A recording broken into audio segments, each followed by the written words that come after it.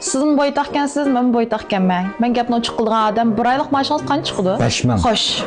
Necha soatda deb so'ramayapsiz, ha? Qancha soatda? 720 soatda, 30 kun dal 1 oyda. Xo'sh. Yo'q, menda bir dollarmi yo xalq pulimi deb so'ramamsiz. Amerika dollarmi? Tayland puli menda. Xo'sh. Shu Misranning puli kimdan chiqdi, ha?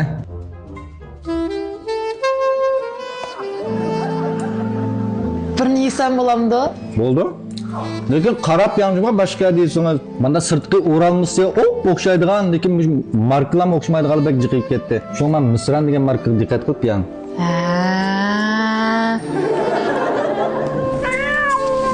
Kimda ang chiqdi? Mendan bilmayman, men so'ratim ya. Xo'sh. Manda bir ata-onamning puli bormi, yo'qmi? Avval egalligingiz yo'qmi? Amisi uyingizning ahvoli qanday? Dadam oldin qaytda 100 ming ko'yni turib etdi. Gadangacha. Xo'sh. 100 ming ko'y dodi junum xallo do'si. Turib etgan u.